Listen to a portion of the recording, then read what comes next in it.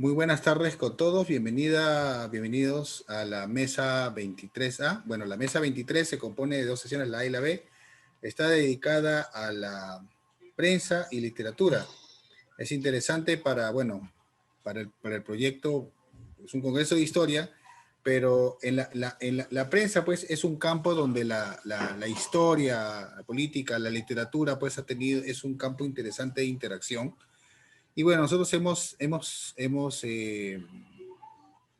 dividido la mesa de prensa y literatura en dos sesiones, ¿no? En esta primera vamos a tener a cuatro especialistas del siglo XIX y en la siguiente sesión, que va a ser a partir de las 5 de la tarde, tres especialistas sobre la prensa en el siglo XX. Bueno, vamos a iniciar con las presentaciones porque tenemos poco tiempo. En primer lugar tenemos a Alejandro Málaga, de la Universidad San Agustín de Arequipa. Su ponencia se titula 1825, el inicio de la prensa republicana en Arequipa. Alejandro, adelante Alejandro. Buenas tardes con todos. Un agradecimiento a Juan Fonseca y Víctor Arrámbide por la coordinación, por ponerse en contacto y aceptar mi comunicación. También un saludo fraterno a los colegas de mesa y al público que nos están escuchando, entre ellos algunos de mis alumnos. Pasaré a presentar mi exposición.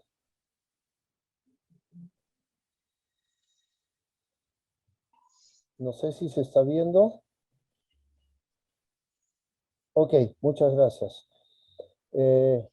Bueno, la titulé en 1825, el inicio de la prensa republicana en Arequipa. Luego de la victoria patriota de la batalla de Ayacucho, con la que finalizó el proceso de luchas por la independencia del Perú, el año de 1825 fue muy significativo para la población arequipeña, porque el 6 de febrero juraron la independencia y a los pocos días se inició la historia del periodismo republicano en dicha ciudad. El objetivo de la presente ponencia es reflexionar sobre el origen de la prensa amnistiana a partir del análisis interno del contenido de los tres principales periódicos que salieron dicho año. El primero es La Primavera de Arequipa, Mañanas de su Independencia, La Estrella de Ayacucho y El Republicano. En los tres vemos a intelectuales como José María Corbacho, Evaristo Gómez Sánchez, que estuvieron apoyados por el relojero Jacinto Ibáñez, que es el que inventa o construye muy primitivamente esa primera imprenta, y solventados o subvencionados por el capitán Andrés Negrón.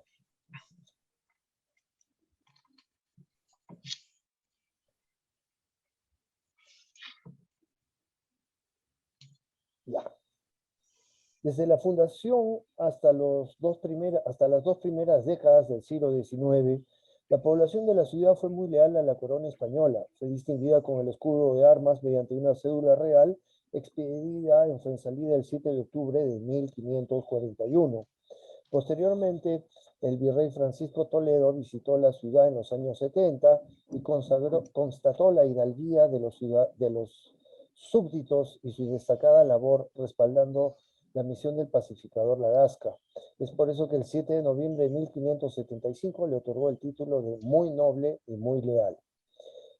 Ya pasando al siglo XVIII, vemos que la población arequipeña financió una tropa que ayudó al poder realista a derrotar en 1780 al insurrecto Tupac Amaru II. Por ello, Arequipa fue galardonada como provincia restauradora de las del Collao. Años más tarde, por estas demostraciones de lealtad, la corona, a cargo del rey Carlos IV, a través de una cédula real emitida en San Lorenzo el 5 de diciembre de 1805, ordenó que la ciudad ostente el título de Fidelísima. Y posteriormente, el 16 de noviembre de 1818, en Madrid se le concede el tratamiento de excelencia. Con estos antecedentes vemos a una población, en su mayoría, que no vio con buenos ojos el proceso de cambio a una república, y menos si era gestada por, como dicen en los documentos, un montón de extranjeros ajenos pues a la realidad mistiana. ¿no? Entonces, hacia 1825 la ciudad tiene pues alrededor de unos 40.000 habitantes. Su jurisdicción pues va a comprender como la antigua intendencia o corregimiento de Arequipa hasta el río Loa en Chile, teniendo internamente las provincias de Camaná, Cailloma, Condesuyos, Moquegua, Arica y Tarapacá, ¿no? Entonces, el año que empiezan las luchas por la independencia y que es declarada, valga la redundancia, la independencia del Perú por San Martín, ese año, por primera vez, se van a imprimir en Arequipa las invitaciones a la instalación de la Academia Lauretana de Ciencias y Artes. Esta es una institución, no podríamos llamar superior, porque en Arequipa hay colegios, ¿no? 4 colegios relacionados a las órdenes religiosas y el Seminario San Jerónimo. Entonces, lo que se quiere con esta academia es pues algo así como una institución privada que termine o que complete la formación de varonil, obviamente, teniendo en cuenta también que las mujeres solo van a tener una breve formación y las mujeres de la élite en el monasterio de Santa Catalina, entrando como niñas educandas de las familias reconocidas, ¿no? Entonces, del año 21 al 24 son 13 los impresos que estamos viendo en pantalla. Entre ellos destacan pues los autores como Juan Ramírez, José María Corbacho. Evaristo Gómez Sánchez es un personaje importantísimo porque él es el que prácticamente idea la fundación de esta Academia Lauretana de Ciencias y Artes, y es lauretana porque toman como patrona a una virgen, la Virgen de Loreto, que se encuentra o se encontraba en el claustro de los agustinos. Digo que se encontraba porque a la fecha ya no existe dicha imagen, ¿no? Y también vemos la participación de un militar, en este caso Andrés Negrón, componiendo dos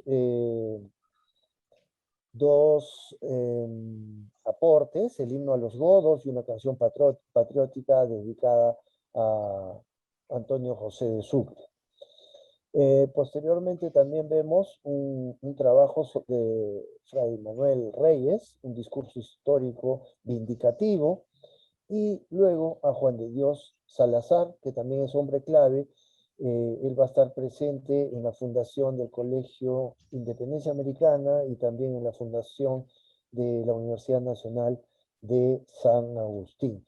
Entonces, del 21 al 24 hay solamente estas 13 publicaciones, y en el 25 ya nos vemos con el primer periódico de Arequipa. Fue una edición del capitán Andrés Negrón como mentor y Jacinto Ibáñez como impresor. Como ya dije, era un relojero que inventa pues una imprenta muy precaria. Y posteriormente los siguientes 4 números serían cargo de los intelectuales que ya mencioné: Corbacho, Gómez Sánchez. Apareció la primavera por primera vez el 8 de enero del 20 y finaliza el 27 de febrero de 1825. Fue editada en un papel oficio, tamaño folio, fueron 5 números, tuvieron 4 páginas cada uno, salieron los sábados y cada ejemplar llegó a costar 2 reales. Eran vendidos en la calle del colegio número 5, actualmente es la primera cuadra, vereda derecha de la calle San Francisco. El periódico difundió los valores republicanos. Se puso en conocimiento de la población la creación de una junta de calificación encargada de tener en consideración según los méritos y aptitudes de los candidatos para los cargos políticos a ocupar a futuro, ¿no? También se difunden los decretos emitidos por Bolívar, que establecieron un ordenamiento que pretendía modernizar las instituciones de gobierno. Los integrantes del Ejército Libertador fueron distinguidos con galardones según su categoría y además fueron indemnizados para que retornen a su patria. El principal propósito del semanario fue difundir la victoria final de Ayacucho, que culminó la independencia política del Perú. Identificaba independencia y patriotismo y ensalzaba los valores de la joven república, entre los que estaba el reconocimiento a los héroes, tanto peruanos como extranjeros. El referente era Simón Bolívar, verdadero artífice de la libertad del Perú y parte de América, y para probarlo insertaba algunos de sus decretos que daban pasos para para la organización de un Estado que debía ser parte de una confederación de repúblicas, obviamente en paz. La primavera de Arequipa sentó las bases de la cultura política independiente de la ciudad, ya que fue el primer medio periodístico que difundió conceptos republicanos e hizo en repetidas oportunidades la convocatoria para recibir a Bolívar en los siguientes meses y aceptar su gobierno, así como que la población arequipeña jure la Constitución.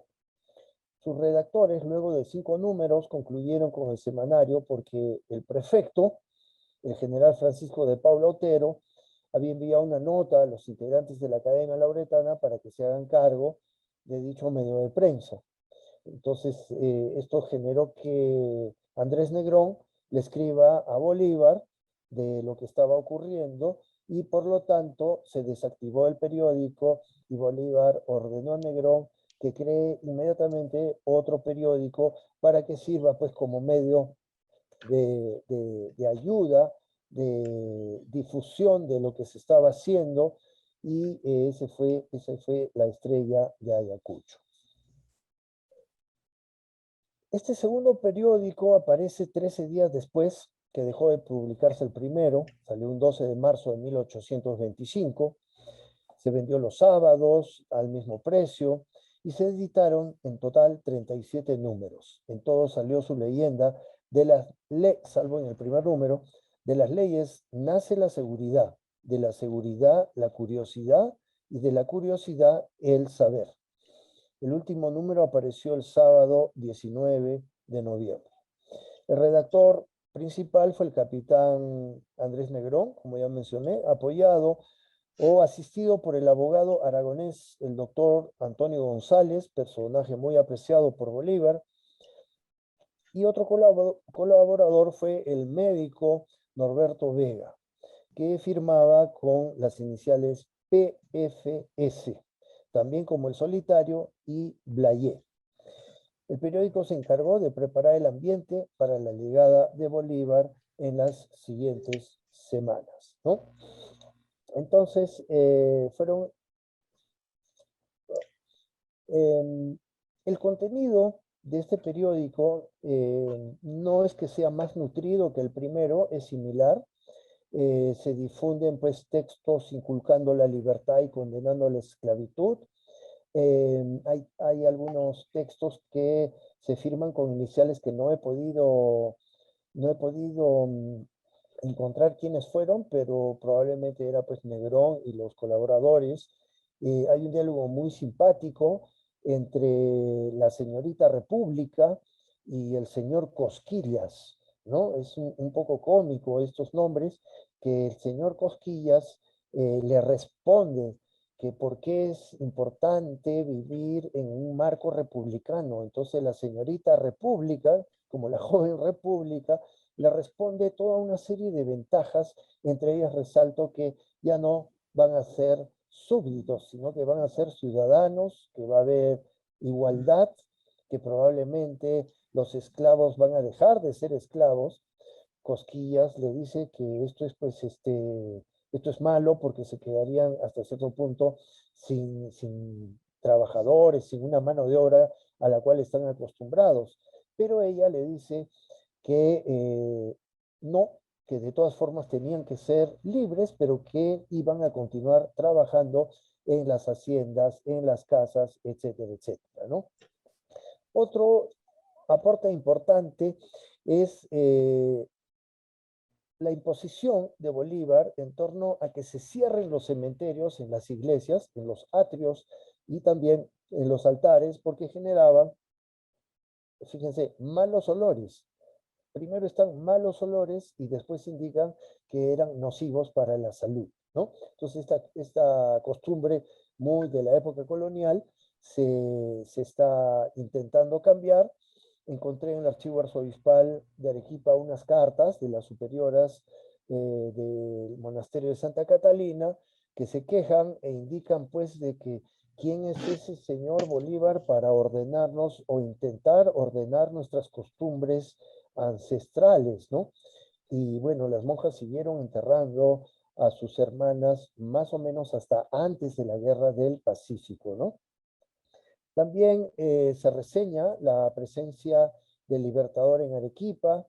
Se indica que estuvo 3 días recuperando su salud en el pueblo de San Miguel Arcángel de Caima. A la actualidad ahí hay un comedor que lleva el comedor de Bolívar, pero también en este periódico se habla de que es el Libertador, un día de tantos, se reunió con 2 o 3 educandas. El Real Colegio de Educandas, creado en 1813 por el presbítero Antonio del Fierro y Velarde, señor que puso a disposición toda su fortuna, todas sus propiedades, es el primer colegio de mujeres. Entonces, me parece, si es que no estoy equivocado, es en todo el periplo que tiene Bolívar, pues, por lo menos en el sur andino, es la primera reunión en la cual 2 o 3 jovencitas, más o menos de 12 a 13 años, le dan un discurso de elogio a él, que es copiado a mano por Negrón y luego publicado en esta estrella de Ayacucho, ¿no? Además le regalan una bandeja llena de anillos, zarcillos, collares, etcétera, etcétera. Entonces, este periódico también es importante viendo en torno a que, por ejemplo, indican qué calidades personales o éticas debía tener un diputado en la joven república. Y entre ellos menciona honradez a toda prueba, mucha adhesión a la santa causa que defiende la nación, no estar empleado por el gobierno, odio implacable a la ignorancia, al despotismo, hijo de ella, a la hipocresía y a toda clase de haraganes, amor intenso a la patria, buen juicio y discernimiento, que fuese lego, llano y abonado, consecuente en sus principios y dictámenes, y finalmente inflexibilidad y decisión para sostener la libertad.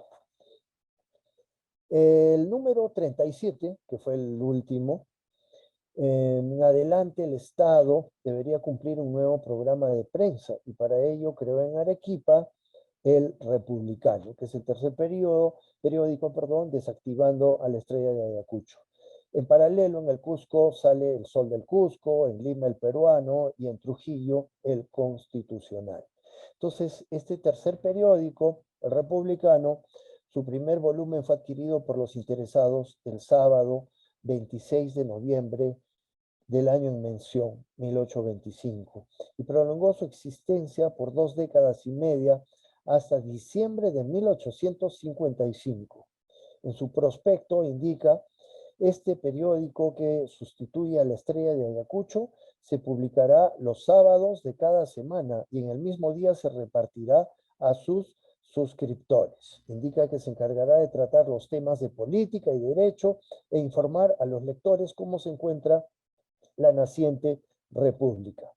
Fueron incluidas las leyes promulgadas por el gobierno y se publicaron artículos de ciencias, literatura y arte en un nuevo formato.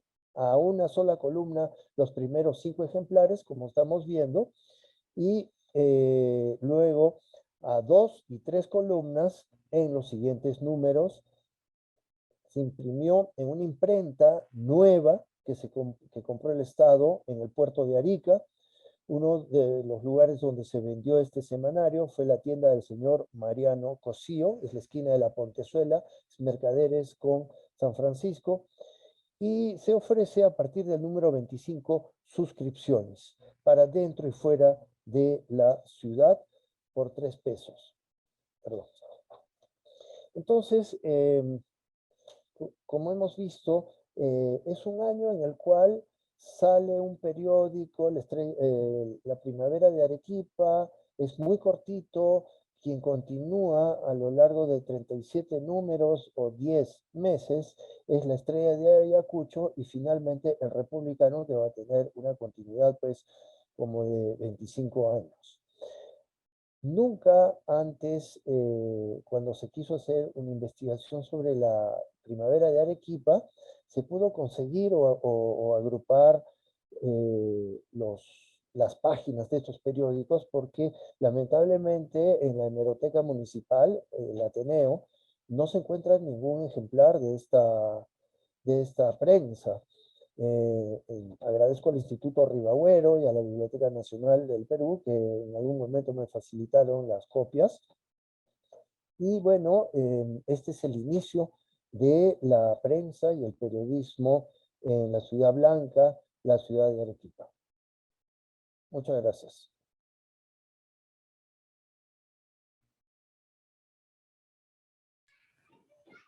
Muchas gracias, Alejandro. Interesante ponencia, la verdad. Me has hecho recordar un viejo trabajo que hice en 2006 con respecto al peruano y justamente en el contexto de la prensa bolivariana, ¿no? Que después de la victoria de Ayacucho, pues la imprenta se empieza a difundir y así como aparece el Sol del Cusco, pues justamente, recuerdo haber leído La Estrella de Ayacucho y El Republicano también, que son del 25.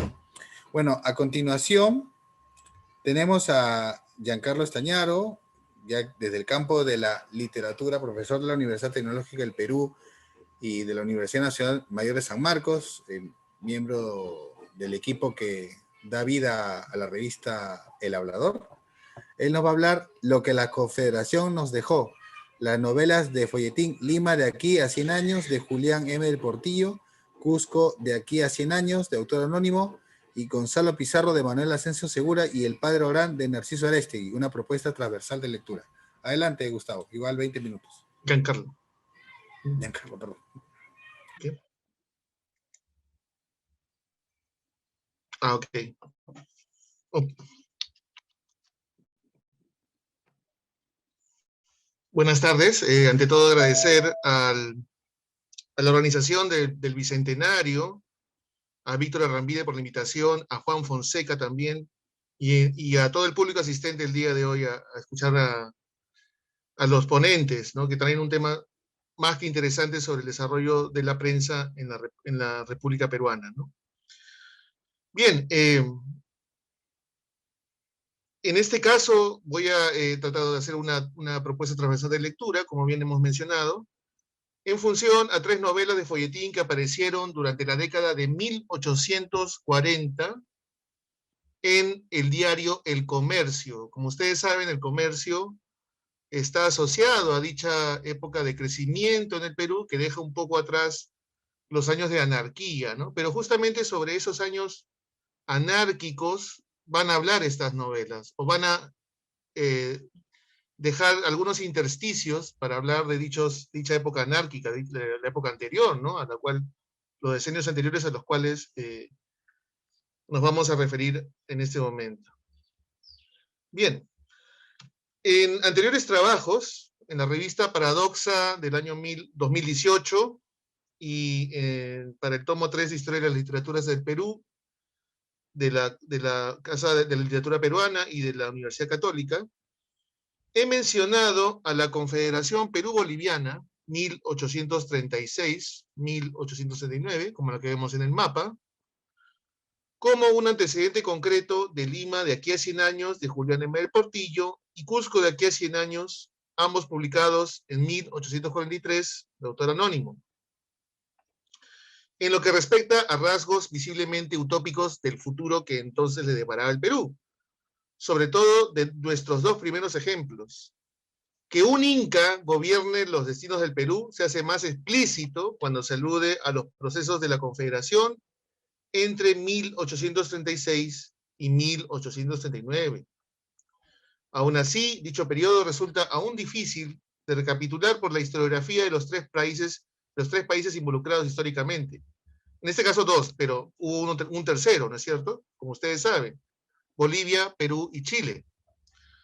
Actualmente dichos criterios vienen cambiando en estos países y salen a la luz volúmenes sobre la vida del facilitador y arquitecto de la Confederación, el mariscal Andrés de Santa Cruz, que vivió entre 1792 y 1865, como Andrés de Santa Cruz y la Confederación Perú-Boliviana, de Philip Taylor Parkinson, del año 2019, Nación e Identidad durante la guerra contra la Confederación Perú-Boliviana, de Matías Sánchez, del año 2017, de Caudillo of the Andes, de Natalia Sobrevilla, 2011, y Guerra, Nación y Región, la Confederación Perú-Boliviana, 1836-1839, editado por Carlos Donoso Rojas y Jaime Rosenblit Berdichevsky, del año 2009. Entre otras lecturas más recientes de Víctor Peralta, Hugo Pereira, Gonzalo Serrano, Alberto Candia, etcétera, etcétera, quienes vienen trastocando en general el panorama historiográfico de lo que el peruano Jorge Basadre llamó alguna vez el problema histórico, entre comillas, para las respectivas historiografías nacionales de los tres países. En resumidas cuentas, esta ponencia no va a tratar de la Confederación propiamente dicha, sino de cómo dicha experiencia histórica marcó a las producciones novelísticas posteriores a los últimos años los últimos años de la década del 30. Más bien vamos a hablar de la década del 40.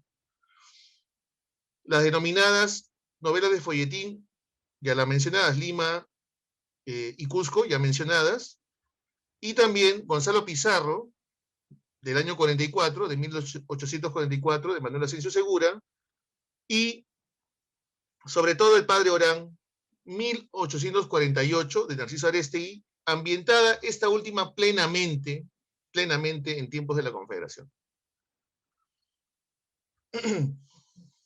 Entonces, el proyecto confederado se fundamentaría sobre todo en la materialización de un sueño ambicionado por las regiones coloniales del sur del Perú y las del oeste del Alto Perú. Ello resulta claro tanto para las élites como los indígenas de Cusco, Arequipa y la zona de La Paz, como vemos en el mapa. Este mapa es de las batallas, pero también puede hacer alusión a los circuitos y redes comerciales e intelectuales que están conformadas por ciudades intermedias y villas que cruzaban el vasto espacio del Pacífico al Atlántico a través de varias montañas y valles, pues en el centro se encontraba la mina de Potosí. O bien todos los centros urbanos o áreas rurales alrededor se encontraban dedicadas a la producción de alimentos para Potosí, o bien formaba parte del circuito a través de la cual la plata de la mina era exportada. Esto ocurría obviamente en tiempos coloniales. Cuando se logró la independencia en nuestros países, este espacio como que quedó un poco gravitando en el limbo, ¿no? No se definía, no estaba totalmente aprobado el Utiposidetis, por ejemplo, y por lo tanto era pues espacio de intercambio, sí, mucho intercambio, pero también mucho debate, mucha discusión. La historiografía, sobre todo la peruana, suele comparar al mariscal y protector de la Confederación, Andrés de Santa Cruz, con el general Agustín Amarra, ¿no? 1795-1841, él sí nació en el Cusco. En un principio, su camarada de armas y más tarde su rival político más encarnizado. El Cusco, precisamente, era centro de sentimientos encontrados. Al ser la cuna de Gamarra, en esta ciudad se produjo una acérrima oposición al protector desde un comienzo. Sin embargo, Santa Cruz siempre destacó en sus proclamas y declaraciones el persistente valor simbólico de la nobleza indígena cuando buscaba la unión entre Bolivia y el Perú. Tan es así que incluso llegó a prometer una reevaluación, entre comillas, de los descendientes de los antiguos nobles del imperio Inca y la ciudad del Cusco. Esto lo dijo en el decreto que está publicado en la Estrella Federal de Cusco del año 1836, más exactamente la fecha es 16 de junio, y está citado por Kanger, ¿no? Resultaba entonces obvio que las intenciones de Santa Cruz, por un lado, consistían en revalorar el legado político social y cultural de Cusco, ¿no? Ponerlo a la altura de lo que la historia le demandaba a la ciudad. Pero de aquí partían justamente los temores de la élite criolla, ¿no es cierto? Justamente de aquí. de todos los letrados de la época, los letrados, la famosa ciudad letrada a la cual se refiere Ángel Rama, ¿no?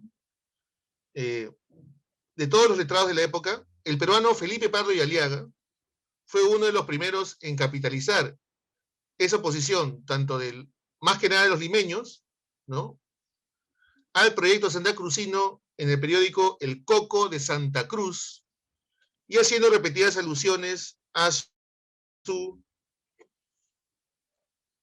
ahí está, a su boca, ¿no es cierto? A su boca, llamándolo el Cholo Jetón. El Cholo Jetón, lo llamaban Felipe Pardo y Aliaga a Santa Cruz.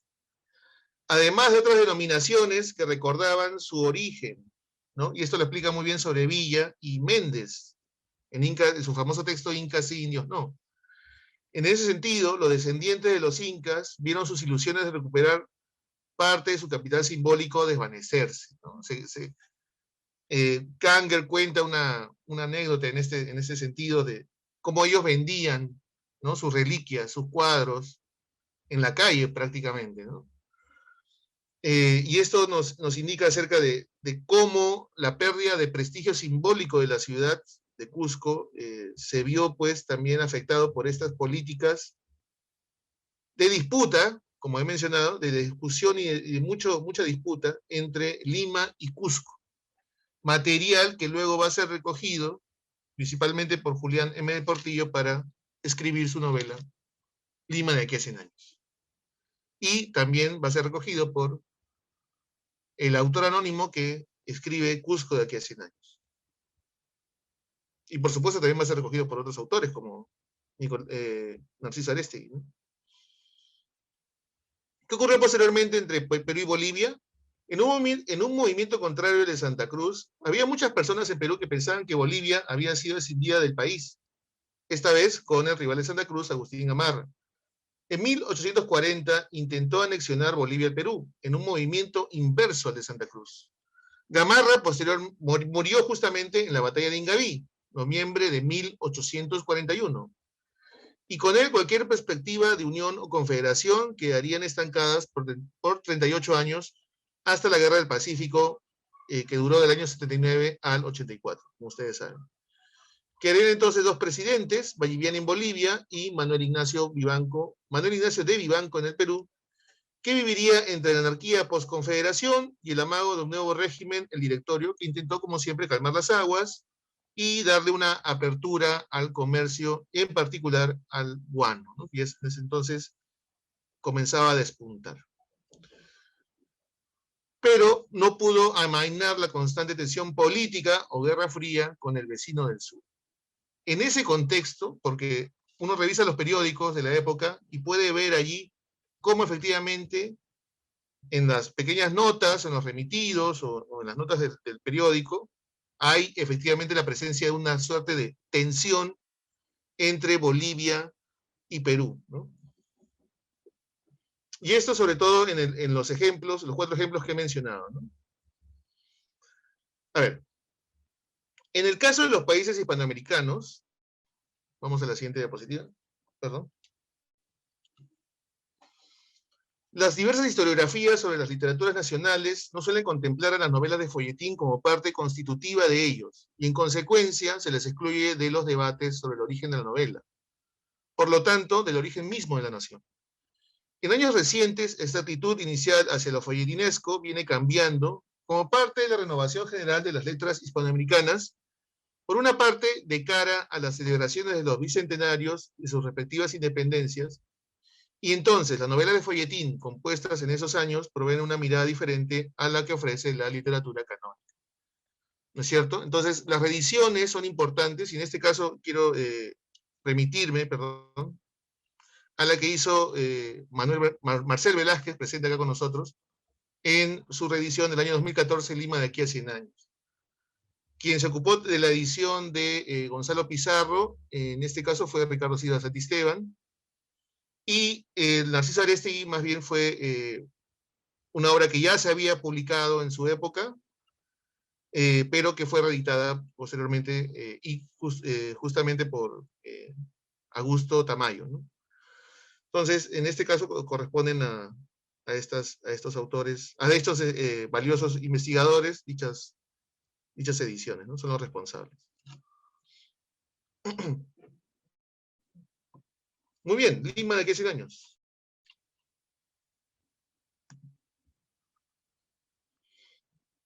Para decirlo brevemente, la novela de folletín Lima de aquí a 100 años de Julián M. Portillo salió publicada en 1843 en el Diario del Comercio en 3 entregas, los números 1213, 1241 y 1242, correspondientes al viernes 30 de junio, el martes 1 de agosto y el miércoles 2 de agosto, respectivamente, mientras que Cusco de aquí a 100 años, del anónimo Carlos de A., ¿no? No sabemos quién es, los números 1216 y 1244, del lunes 4 de julio y el viernes 4 de agosto.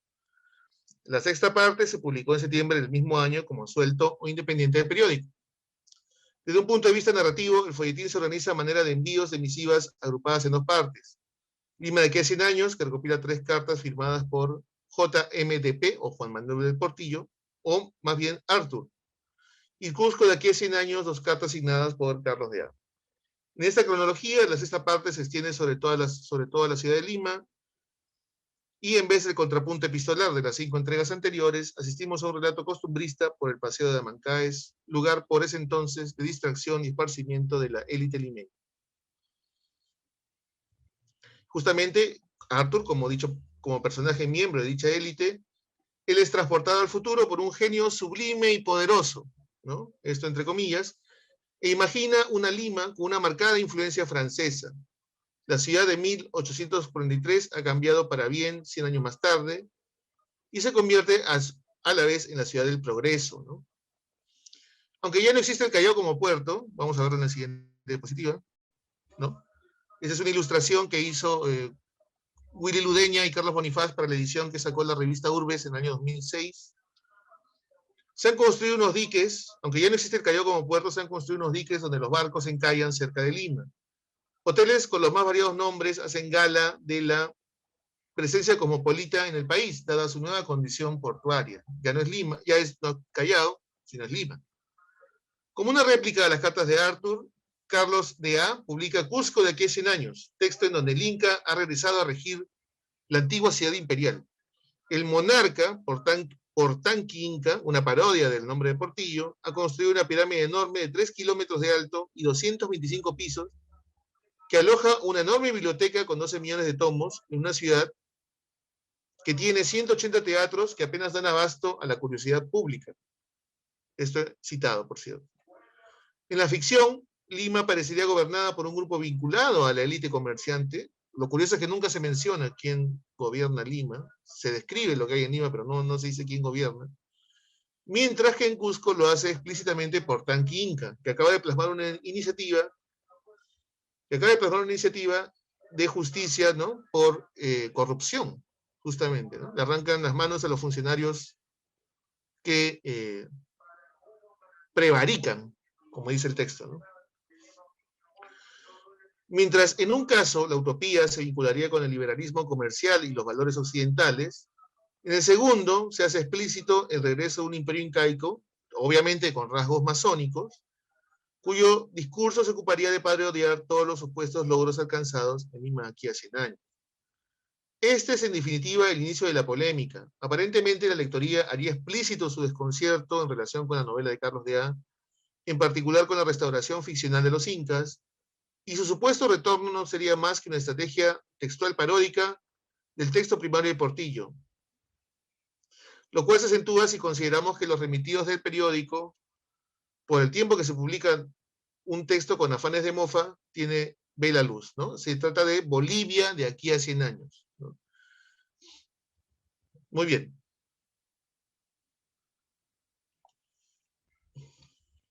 Bolivia de aquí a 100 años. Esta es la pirámide en Cusco de Lima en Cusco de aquí a 100 años, ¿no es cierto? Apreciamos ahí lo que describe Portillo. Y también ahora pasamos entonces a Gonzalo Pizarro. Gonzalo Pizarro, de Manuel Asensio y Segura, vendría a constituirse en uno de los primeros ejemplos de interrelación entre la historia y la literatura del siglo XIX peruano. Su primera aparición se dio justamente como novela de folletín, publicada también en el Diario El Comercio, durante mayo de 1844, y sus raíces se encontrarían, a la manera de intertexto, en la crónica garcilasista Historia General del Perú, la segunda parte de los comentarios reales. De dicha relación toma segura los personajes, ciertos diálogos y el desarrollo teatral de la trama. En buena medida, el formato episódico de la novela por entregas le otorgaría a la narración un efecto teatral gracias al mayor peso de los diálogos, aunque esto estaba subordinado, como era común en las novelas de las primeras décadas del siglo XIX, a su carácter didáctico. La trama de esta novela se desenvuelve durante un suceso de la conquista del Perú, el enfrentamiento tras la muerte del virrey Blasco de Núñez entre Pedro de la Gasca y los conquistadores, por la promulgación de las leyes de las Indias, o leyes nuevas de 1542, que en cierta manera cortaban los fueros de estos últimos. Presionado por los informes de Fray Bartolomé de las Casas, el rey Carlos V dio las leyes de Indias, dio las leyes de Indias, debido al abuso al que los conquistadores sometieron a los pueblos indígenas sojuzgados. Al mismo tiempo, con la dación de las leyes, se pretendía acentuar el dominio de la corona en los territorios conquistados. En ese sentido, el conflicto de la novela se ambientaría en la relación entre Gonzalo Pizarro, su maestre de campo Francisco de Carvajal, caracterizado por su excesiva crueldad, y el oidor Diego de Cepeda, quien traicionaría a ambos. En la novela, Pedro de la Gasca se dirige, en la novela de folletín, mejor dicho, Pedro de la Gasca se dirige a Lima, y en el camino envía una carta junto con otra del emperador, en la que le otorgaba el perdón a los rebeldes, siempre y cuando aceptaran la autoridad real. Pero es apresado y procesado por Cepeda. Él mismo firma las sentencias de muerte y requiere a Gonzalo Pizarro su signatura de la orden. En tanto, el único personaje femenino de la novela, María Calderón, antigua amante de Pizarro que actúa contra él por despecho y venganza, le suplica a este por su hermano, que había participado en el complot. Apresado junto con la Gasca, es igualmente condenado a muerte. La crítica literaria de nuestros días considera que Gonzalo Pizarro establece coordenadas de lectura que superan los parámetros anteriormente establecidos, como rescatar la diferencia de la protagonista femenina y cuestionar la validez de las alegorías nacionales en función de los romances privados. Te queda un par de minutos, Giancarlo. Ok, muchas gracias. Esta novela de folletín se orientaría sobre todo a disponer paradigmas éticos en tiempos de convulsión y caos. Y finalmente, la novela del cusqueño Narciso Arestegui, El Padre Orán, se basa en hechos reales, cuando en 1836 Cusco fue sacudido por la noticia de que el padre confesor Eugenio Oroz había asesinado a una joven expenitente suya, Ángela Barreda. Por otro lado, paralelamente, el año del crimen de Barreda marca el inicio de la Confederación Perú-Boliviana, lo que le otorga a este hecho inicial un marco político trascendental. El Cusco es ocupado por fuerzas bolivianas y los soldados de dicha ciudad querían llevarse la imagen del Señor de los Temblores, la imagen que tenemos en pantalla, a Bolivia. El Padre Orán es una de las pocas novelas que triunfó en los gustos del público lector y se consolidó como uno de los primeros textos republicanos que revelaban la problemática indígena en toda su dimensión. Fue publicada en el Diario del Comercio desde el 21 de agosto hasta el 30 de diciembre de 1848. Al final, la suma de entregas arrojó un resultado de 88 partes o capítulos, los cuales solían aparecer en el extremo inferior de una de las dos primeras páginas del diario. Pronto se convirtió en la de mayor lectoría. Rolando Álvarez considera al Padre Orán antecesor del concepto de heterogeneidad literaria esbozado por Antonio Cornejo Polar. La novela le otorga el privilegio de hablar Castilla al misti, el otro, no al indio. El misti habla en representación del indio, lo cual realzaría la diferencia indígena en sus condiciones heterogéneas frente a la lengua dominante. Bajo esa premisa, cito a Álvarez, los indios representan el mundo lumpen, el basamento de una columna de clases en la que los blancos, quienes hablan en Castilla, no están exentos de diferencias, sino que, por el contrario, son violentamente marcados por su ralea. Fin de cita. También sigo al profesor historiador Luis Miguel Glave, quien en el año 2004 analizó la prensa cusqueña de la época, ¿no es cierto? Entre otros temas de interés. Bien, entonces, como se puede apreciar, es probable que la Confederación Peruano-Boliviana haya influenciado en la producción de las primeras novelas de folletín en el Perú, como impulso utópico prospectivo para el caso de Lima y Cusco, como simples acondicionantes de la trama de la novela, o más los primeros balbuceos del indigenismo literario, como en el caso del Padre Orán, y como apertura de la historia que hace posible ver los paralelos en la República en sus primeros años de existencia con los primeros conquistadores en Gonzalo Pizarro. Muy bien, falta solamente una idea clave que me gustaría señalar aquí, que es que la idea de Cusco imaginario no viene sino a corroborar paradójicamente los anhelos de su protagonista y por extensión de un Cusco ideal convertido ya no en el corazón del Perú, sino en el centro de esparcimiento. De hecho, el Cusco de aquí a 100 años parece ser un hiperbólico panóptico donde se pueden disfrutar los más variados placeres. Muchas gracias.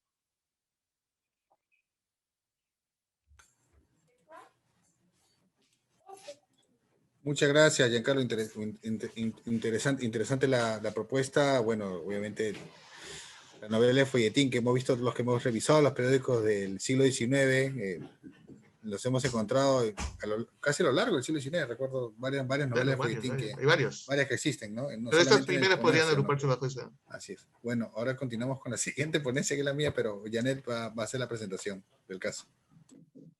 Gracias, Víctor. Bueno, a continuación vamos a dar pase a la ponencia de Víctor Arrambide de la Universidad Nacional Mayor de San Marcos, cuya ponencia se titula La voz del Estado o la voz del gobierno, periódicos oficiales y la construcción de la República, siglo XIX. Adelante, por favor.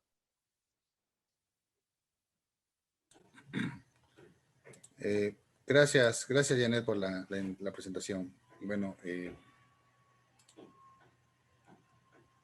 como varios de ustedes, se ve la presentación, ¿no? Bueno, como varios de ustedes me conocen, bueno, mi investigación sobre la prensa se ha centrado principalmente en la prensa de carácter oficial, porque lo relaciono obviamente con la funcionaria del Estado, ¿no? O sea, como pasa en la actualidad, el periódico oficial es una pieza importante para el funcionamiento del Estado, del gobierno e incluso de la vida pública de la ciudadanía, ya que en ella se publican las normas que rigen pues los actos administrativos, pero también obviamente nuestras obligaciones. Entonces, desde creo que del 2005, 2006, por ahí Giancarlo recordará, cuando coincidimos en el peruano, yo estaba interesado obviamente en el periódico oficial de ese entonces, que era el peruano, ¿no? Que existe hasta la actualidad, pero y yo he desarrollado justamente mis tesis respecto a eso, pero lo que ahora yo estoy abocándome es a estudiar un poco más la prensa regional también de índole oficial, ¿no? Y ahora voy a explicar por qué. Desde la fundación de nuestra república, obviamente, la función de los periódicos oficiales casi fue la misma que la de ahora, pero sin embargo, había unas características totalmente distintas a las de hoy. En primer lugar, la regularidad, ¿no? En primer lugar, por un tema de tecnología, y justamente relacionando con lo que mencionó Alejandro, por ejemplo, en el caso de uno de los periódicos que mencionó que solamente aparecía una vez a la semana, igual el periódico oficial a inicios de la República, por la forma como eran las mismas máquinas, solamente se publicaban 2 veces a la semana, lo cual es algo que duró casi durante buena parte del siglo XIX. El tema de la regularidad de la publicación oficial, las publicaciones oficiales obviamente tenía incidencia en la administración pública, dado que desde que se conoce, desde que aparecieron los periódicos de índole oficiales como la Gaceta de la época colonial, apenas se publicaban las normas, se hacía pública, tanto en gacetas o en las plazas públicas, se tenía que ejecutar. Igual fue en la República. Y el caso de que pues había normas que aparecían mucho tiempo después de ser publicadas de repente en algún bando o en algún periódico privado. Yo puedo citar un ejemplo, ¿no? Como ustedes conocen, el 3 de diciembre de 1854 sale el decreto de la abolición de la esclavitud por parte de Ramón Castilla. Pero si uno busca el peruano de esa época, no está hablando nada de eso. El peruano recién sería publicada en febrero de 1855. ¿Por qué razón? Porque justamente después de la victoria de la batalla de La Palma y la llegada del gobierno de Castilla, por ende, tomar la imprenta del Estado, que era la institución que se hacía cargo de la impresión del peruano, y obviamente recién ahí empezaba a publicar todos los decretos que él había estado publicando en otros medios a través de bandos o periódicos de provincia. Entonces, para regularizarlos, obviamente se publicaban en el peruano. Entonces, el peruano no se convertía en un instrumento de difusión de normas, sino se convertía en un instrumento solamente de consulta, como lo señaló García Calderón en su diccionario de legislación peruana. Por otro lado, obviamente la escasa financiación. Después de nuestra independencia, obviamente el Estado peruano por los primeros 20 a 25 años tiene problemas en la financiación, obviamente, manejar todo el aparato burocrático, y eso incluía obviamente la publicación del periódico oficial.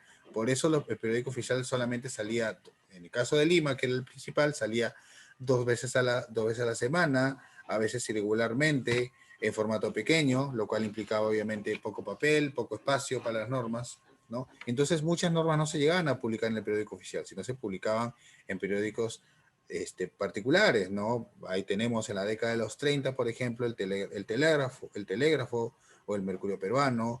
Más adelante va a estar el Comercio, el Nacional, etcétera, ¿no? Que va a darse a lo largo del siglo XIX. Y obviamente la limitada distribución. Muy poco se conoce mucho, obviamente, los ejemplares que se conservan en las bibliotecas, pero sin embargo, pocos datos sabemos sobre la distribución de periódicos. ¿Cuántos periódicos imprimían? Por cada número, ¿cuántos se imprimían?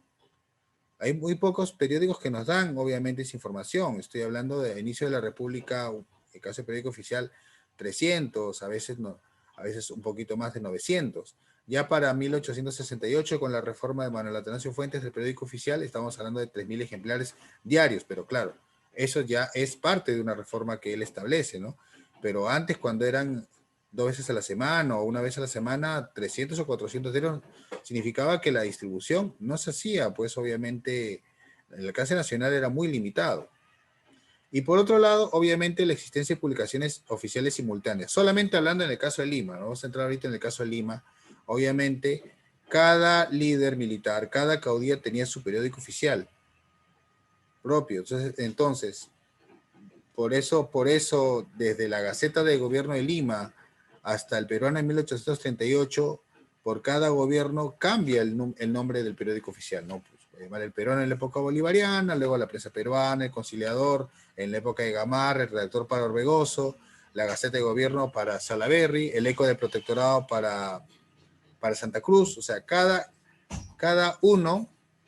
líder tenía su propio, cambiaba el nombre del periódico oficial, de acuerdo a un nombre que lo relacionaba, y obviamente las funciones de la producción, la impresión, la redacción del periódico, obviamente lo hacía en torno tanto a intelectuales. Justamente Giancarlo puso a Felipe Pardo de Aliaga, ¿no? Que fue parte del Conciliador, por ejemplo, fue redactor en el Conciliador.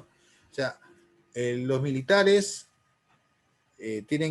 establecen esas relaciones obviamente con impresores.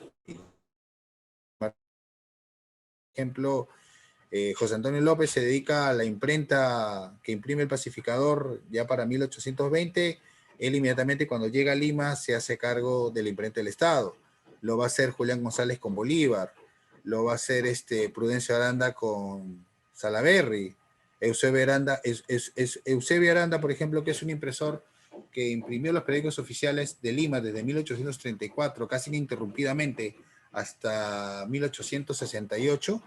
Él era un impresor en el Callao, y cuando Bermúdez, que estaba con Gamarra, le da un golpe de estado a Orbegoso, y Orbegoso se retira hacia los castillos del Callao, y ahí es cuando sale el redactor, justamente Eusebio Aranda, imprime ese periódico en el Callao, y luego cuando la población de Lima derroca a Bermúdez y entra de nuevo Orbegoso, obviamente el redactor se convierte en el periódico oficial del gobierno de Orbegoso, y Eusebio Aranda pues tiene el contrato con el Estado, y después va a estar Macías y varios impresores y varios intelectuales, ¿no? Entonces no hay una continuidad, y eso obviamente sobre todo en la época, sobre todo en el periodo, por ejemplo, de 1838, cuando Gamarra viene con el ejército restaurador e instaura el peruano. Paralelamente se publicaba el eco del protectorado de Santa Cruz, ¿no? Y ambos se publicaban de acuerdo a cómo iban moviéndose en las campañas, ¿no? Justamente hasta la derrota de Santa Cruz en Yungay. Entonces, ahí había pues toda una serie de desorden, obviamente. Así como era desordenado un poco el Estado peruano, también era desordenado la publicación del periódico oficial. Y si bien es cierto, hubo intentos, obviamente, de ordenar la normativa, y el primero fue la publicación del registro oficial de 1826, pero que se publicaba cada vez que hubiera una cantidad de normas para publicar, lo cual hacía que su publicación fuera muy irregular y simplemente dejó de existir.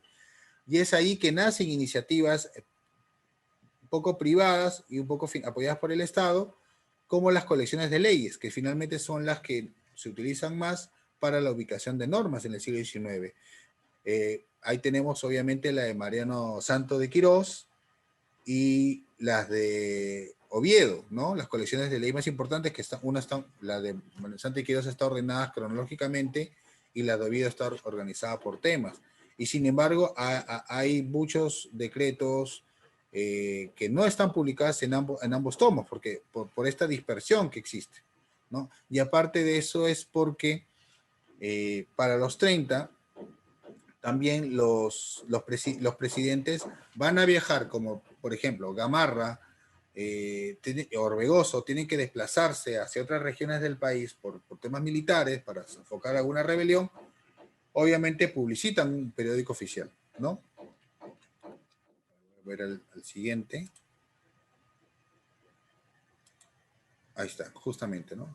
Y justamente tenemos pues la aparición de periódicos oficiales también en provincia, muy similares a los que mencionó Alejandro Málaga. Alejandro Málaga habló de la Estrella de Ayacucho, del Republicano, y así como El Sol del Cusco, son periódicos de la época bolivariana a cargo, o que tenía mucha incidencia los prefectos, bueno, sobre todo en El Sol del Cusco, donde va a estar Gamarra con Benito Lazo, y justamente Benito Lazo luego en el 39 va a ser el redactor del periódico oficial del peruano cuando Gamarra esté en el cargo.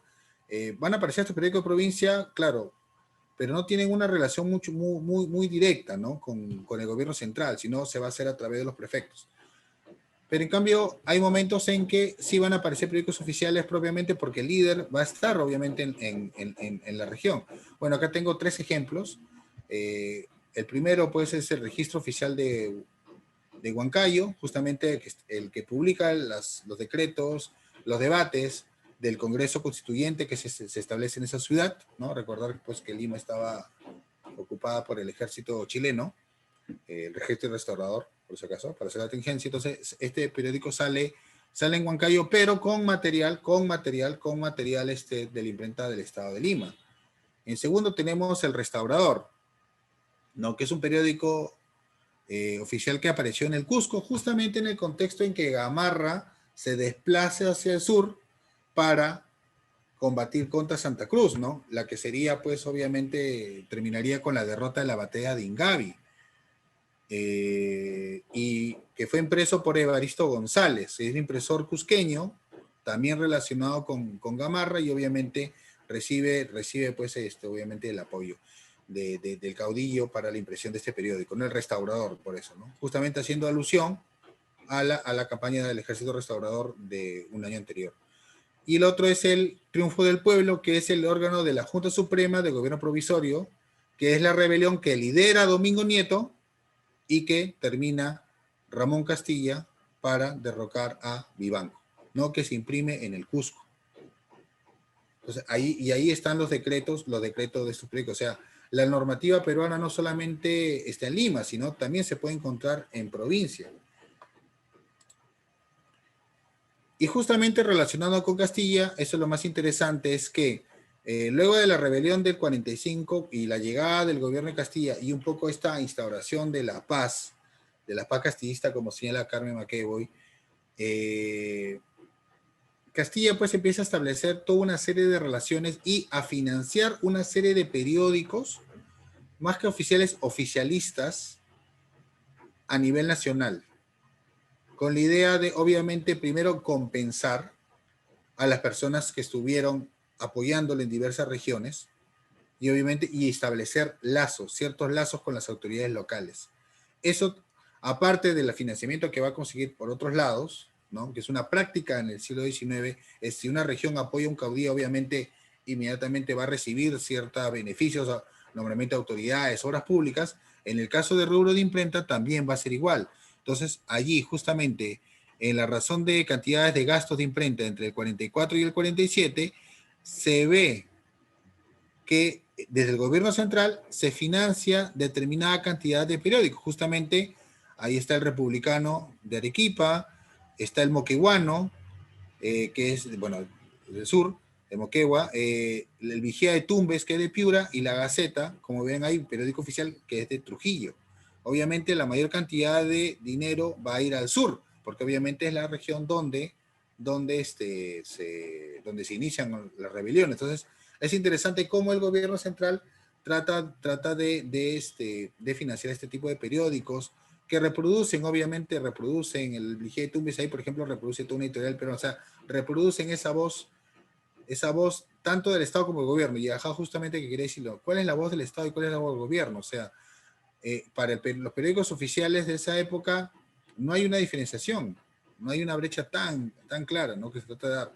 O sea, lo que es la opinión misma del gobierno de turno y lo que sería el mismo Estado, que se da a través de sus normas. O sea, hay una franja ahí que es muy difusa, ¿no?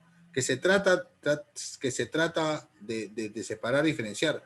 No es como ahora que ustedes ven, por ejemplo, el periódico oficial, el peruano tiene una parte noticiosa y tiene una parte que es netamente normas legales, donde ustedes solamente ven la normativa, ahí sí se ve lo que sería la voz del Estado, ¿no? Un poco lo que, como hablaba la doctora Marta Llorente. Y bueno, y esto va a cambiar un poco para el gobierno de Chinique en 1853, porque lo que va a hacer es, en primer lugar, es transformar el peruano, en el caso de Lima, crear el registro oficial donde solamente quería incluir normas y se empiezan a financiar registros oficiales en todos los departamentos del país. O sea, a partir de más o menos del 53 empiezan a aparecer progresivamente registros oficiales en todos los departamentos y algunas provincias litorales, como ven en el cuadro, y bueno, ustedes pueden ver incluso la financiación, ¿no? Cuánto se destinaba para gastos de imprenta en los diferentes departamentos, ¿no? Siendo los más altos, obviamente en la región, bueno, aparte de Lima, sin contar Lima, obviamente en la región sur, o sea, ustedes ven en Arequipa, Puno, Cusco, son las regiones, son del sur y son las que reciben una gran cantidad de dinero, y aparte, bueno, la Libertad. O sea, el sur es obviamente un foco ahí, eso es lo que yo justamente también estoy tratando de ver. Y ver justamente cómo están estos registros oficiales, ¿no? Si tienen tanto parte editoriales como también obviamente la reproducción de normas. Y ahora justamente es la etapa en la que estoy, como esto todavía es un proyecto inicial que comparto con ustedes, porque es un proyecto todavía de largo plazo, es ver un poco cómo se van difundiendo estas noticias y el tiempo que implica la difusión de estas normas. Y eso tiene relación un poco con la tesis de licenciatura sobre la imprenta del Estado, donde cuando en 1868 Manuel Atanasio Fuentes reforma la imprenta del Estado, él lo que hace es darle un orden tanto en lo económico, que permita obviamente la publicación de un periódico oficial diario, ya no cada dos veces por semana, sino diario, en un formato grande, con la idea de que incluye una importante cantidad de normas en sus páginas.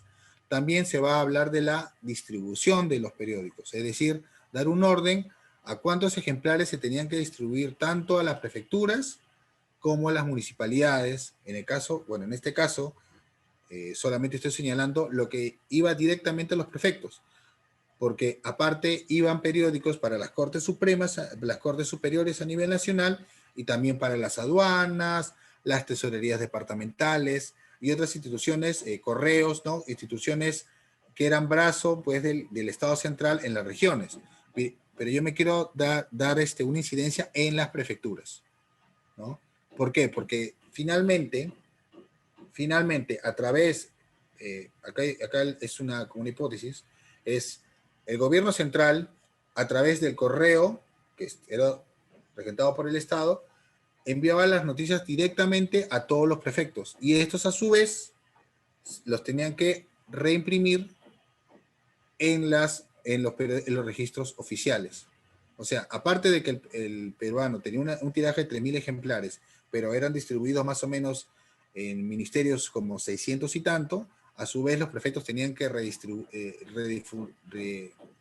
difundir o reimprimir esas disposiciones en sus registros oficiales, aparte de las disposiciones propias del gobierno. Entonces, lo que ahorita yo estoy trabajando más o menos es en identificar ese lapso de tiempo, ¿no? Tratando de identificar normas y tratando de ver cuánto tiempo se demora, y obviamente tratando de ver, según la distribución, la cantidad de ejemplares que se van distribuyendo en todas las prefecturas, lo cual es un tema interesante. Y esto es obviamente, pero esto es algo que va a durar básicamente con buen funcionamiento antes de la guerra con Chile, porque obviamente con la guerra con Chile se rompe obviamente el aparato burocrático peruano, y según los inventarios que he visto de los registros, pues obviamente quedan algunos sobreviviendo. Entonces, pero me parece que es un poco diferente la dinámica después de la guerra, pero eso ya es algo que todavía lo voy a trabajar más adelante. Entonces, ya como cerrando, ya que estoy sobre la hora, un poco recapitulo eso, ¿no? Esa necesidad, obviamente, del gobierno central, que tal vez que a lo largo del siglo XIX, lo que pretendía es dar un orden administrativo y obviamente político en algunos casos, en algunos periodos, que implica obviamente la parte de la opinión misma del gobierno a través de los periódicos oficiales, trata de obviamente crear toda una red para tratar de conseguir un orden y un mejor manejo de la administración pública, ¿no? Ahora ya queda en una segunda parte ver qué tan efectivo fue ese orden administrativo. Bueno, muchas gracias.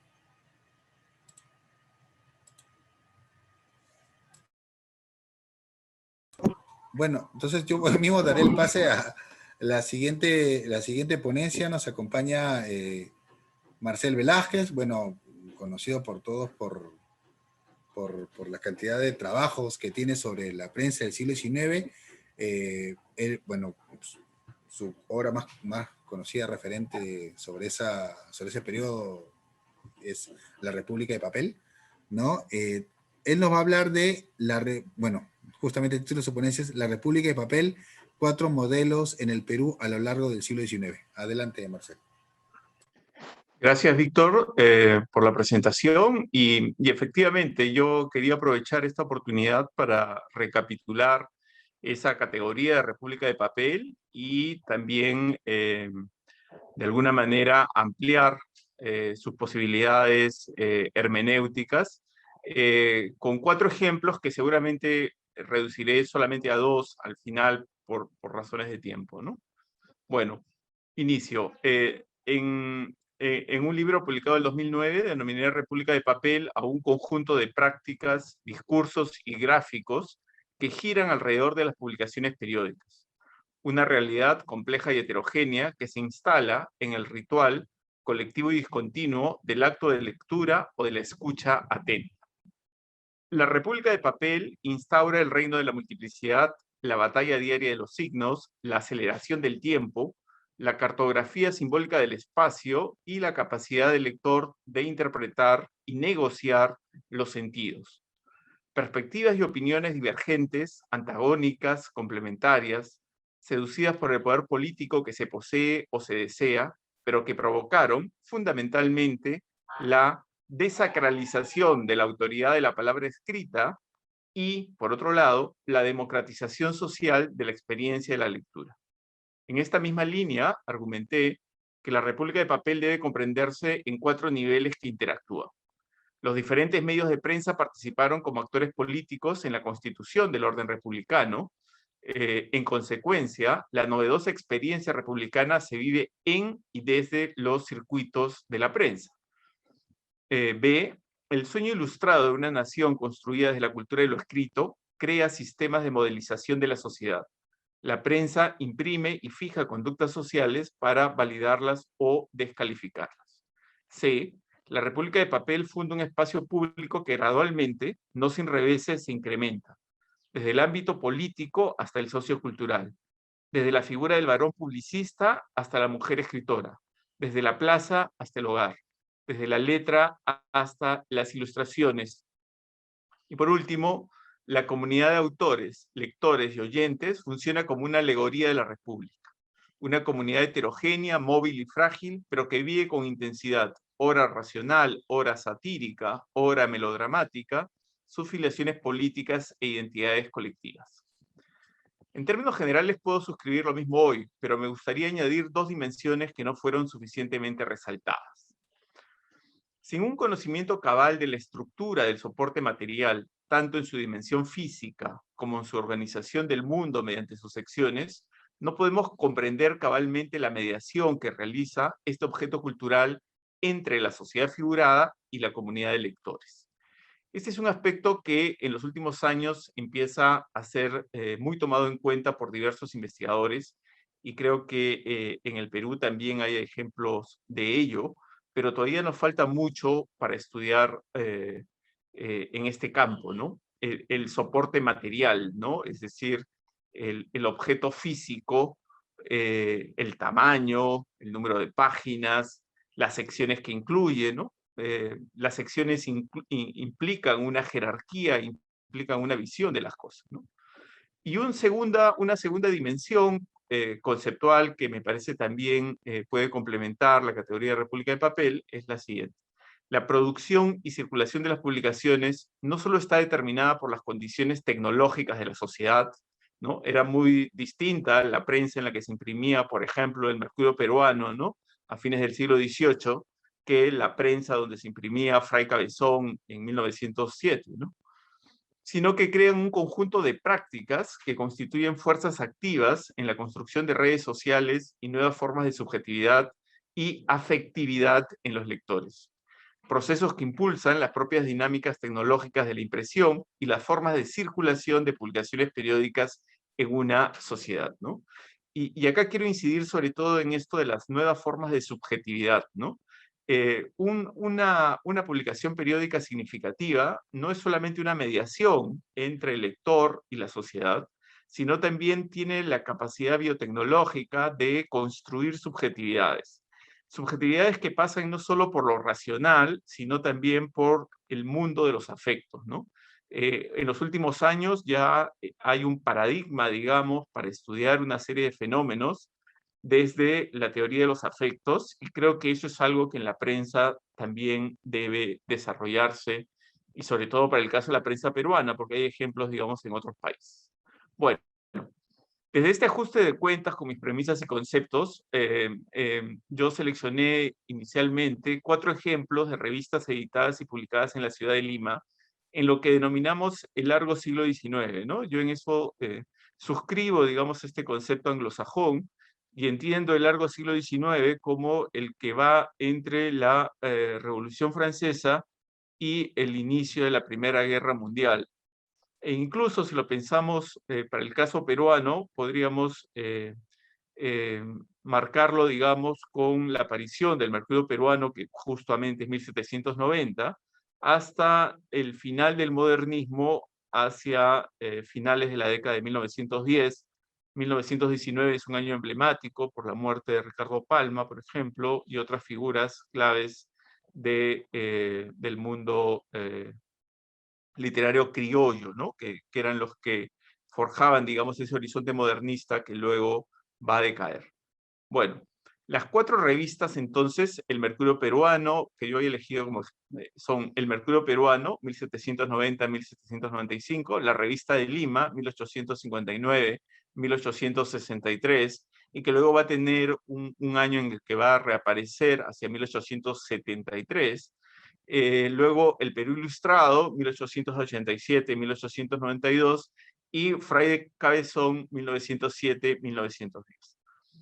Las 4 revistas crean comunidad de escritores y lectores, soportes materiales específicos, que contribuyen en diversos momentos históricos a los procesos de secularización, racionalización y modernidad de la sociedad peruana. En el corpus elegido se analizarán 3 variables: el horizonte ideológico de la producción de la revista y, en particular, el lugar de enunciación de los editores o directores, la estructura del soporte material, el lector implicado y las formas de circulación del objeto en el mercado cultural, y las representaciones de la alteridad en las dinámicas de conflicto y articulación de una alta cultura, formas de la cultura popular y códigos de la cultura de masas, ¿no? Voy a mencionar algunas diferencias para quienes no estén tan familiarizados con estas publicaciones.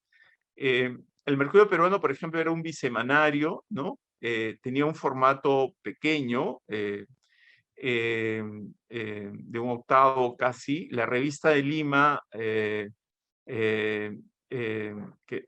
y digamos, perdón, el Mercurio Peruano tenía el horizonte ideológico de la Ilustración, ¿no es cierto? Se da en el marco de las reformas borbónicas, pero no buscaba, como a veces he visto por ahí, o alentaba, digamos, una independencia política de España, ¿no? Lo que buscaba era reformar justamente la relación entre la metrópoli imperial y el virreinato del Perú, ¿no? Pero es interesante que es allí donde se empieza a acentuar esa autopercepción de la idea del Perú como una unidad cultural y social diferente, ¿no? Bueno, la Revista de Lima es sin duda el mejor ejemplo de lo que fue una revista romántica en el Perú, ¿no? O sea, marcada por el horizonte del romanticismo, muy preocupada por construir una imagen de lo nacional, pero imagen de lo nacional que estaba inevitablemente marcada por una mirada limeño-criolla, ¿no? Eso ha sido estudiado, por ejemplo, por Daniel del Castillo y otros. Era una publicación que, así como el Mercurio Peruano también, que gozaba del apoyo oficial, y así como el Mercurio Peruano decayó porque dejó, digamos, de contar con el respaldo del virrey, lo mismo ocurre con la Revista de Lima, ¿no? El Perú Ilustrado tiene ya otra dimensión, es mucho más grande, es un formato, digamos, parecido al del Comercio antes de la reforma, ¿no? Que ha vivido ahora, y que sobre todo es una revista que se convierte en una plataforma de venta de una serie de productos comerciales, ¿no? Peter Bacigalupi, que era el editor, digamos, de la revista, el que movía los hilos, digamos, comerciales de la revista, quería que esta sirva también como apoyo, digamos, para una serie de negocios en las que él estaba involucrado de venta de productos importados, no solo en Lima, sino en diversos lugares del Perú. Y claro, el Perú Ilustrado ya está mucho más vinculada por esta misma dinámica al mercado, ¿no es cierto? O sea, no le interesa mayormente quién gobierne, en el sentido de que no depende de ellos directamente, ¿no? Depende de sus lectores, depende de las suscripciones. Entre los directores del Perú Ilustrado estuvo Clorinda Mato, y digamos, Clorinda Mato pues tenía una alianza con Cáceres, ¿no es cierto? Y entonces fue un periodo, digamos, en el cual hubo mucha sintonía también, hay que decir. Y por último, Fray Cabezón, 1907-1910, que es una publicación ya completamente moderna, en el sentido que se autofinancia, tiene una posición muy crítica, es una revista popular, anticlerical, es una expresión, digamos, de ese liberalismo radical, ¿no es cierto?, que se puede hallar también en algunos textos de González Prada, pero que en este caso se fusiona con gran creatividad con los códigos de la cultura popular carnavalesca, ¿no? Y eso le da una gran audiencia. Fray Cabezón, hablaba Víctor de la importancia de conocer los tirajes, ¿no? Fray Cabezón se inicia con 6.000 ejemplares, a los pocos meses está en 8.000, llega a 10.000, y en su mejor momento llega a superar los 15.000 ejemplares. Y considerando que era una revista semanal, podemos comprender la magnitud de esa circulación y el público que fue construyendo, ¿no?, a través de su propio consumo. Además, era una revista que se enviaba a todo el Perú e incluso fuera del Perú. He encontrado registros, por ejemplo, de Fray Cabezón en Guayaquil, también en Valparaíso, ¿no?, por solo mencionar dos lugares, dos puertos importantes vinculados a la historia cultural del Perú, ¿no? Bien, entonces pasaría ahora a revisar quizá con un poco más de detalle solamente el Perú Ilustrado y Fray Cabezón. En todo caso, si hay preguntas, luego podemos trabajar con algún otro aspecto del Mercurio Peruano o de la revista de Lima, ¿no? Por favor, no marqué el cronómetro al inicio, me avisan en el momento en que esté ya en el tiempo, un minuto Puede ser antes. en 13 minutos todavía, tienes de largo. Ah, ya.